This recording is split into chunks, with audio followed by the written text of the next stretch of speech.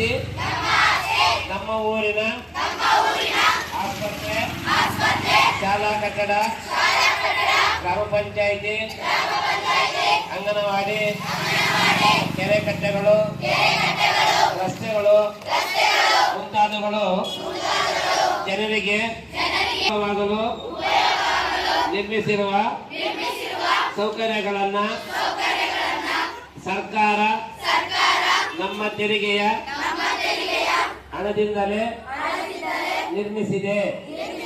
ಸಾರ್ವಜನಿಕ ಕಟ್ಟಡಗಳ ಉಪಯೋಗ ಪಡೆಯುವ ಹಕ್ಕು ನಮಗೆ ಇದೆ.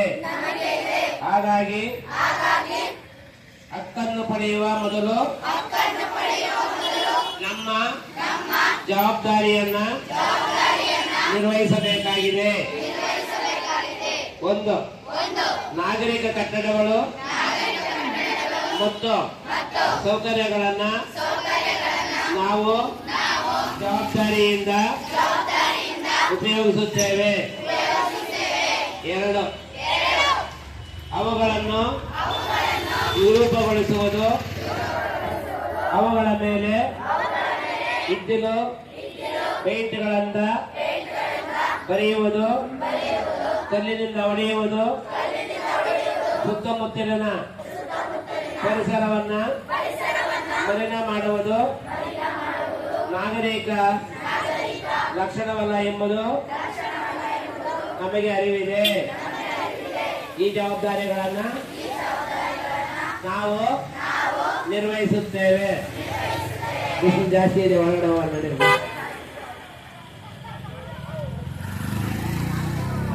ಸರ್ಕಾರ ಎಲ್ಲಾ ಪಂಚಾಯತಿಗಳ ಕಾರ್ಯಕ್ರಮಗಳನ್ನ ಒಂದ್ಸಾರಿ ಝೂಮ್ ಮೀಟಿಂಗ್ಗಳು ಎಲ್ಲ ಮಾಡುತ್ತೆ.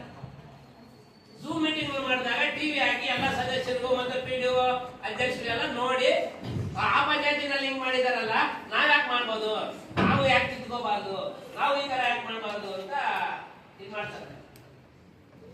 ಅರ್ಥ ಆಯ್ತಲ್ಲ? ಮತ್ತೆ ಏನೋ ಟ್ರೈನಿಂಗ್ ಕೊಡಂಗಿದ್ರೆ ಈಗ ಇಡೀ ರಾಜ್ಯ ಎಲ್ಲಾ ಪಂಚಾಯತಿಗಳು ಸುಮಾರು 1000 ಇದಾವೆ, ಅವೆಲ್ಲ ಹೋಗಿ ಟ್ರೈನಿಂಗ್ ಮಾಡ್ಕೊಳಕ್ ಆಗಲ್ಲ. ಈ ಟಿವಿ ಮುಖಾಂತರ ಸದಸ್ಯರಿಗೆ ಮತ್ತೆ ಪಂಚಾಯತಿಯವರಿಗೆಲ್ಲ ಟ್ರೈನಿಂಗ್ ಕೊಡ್ತಾರೆ. ಅರ್ಥ ಆಯ್ತಲ್ಲ ಹೇಳಿದ್ದ?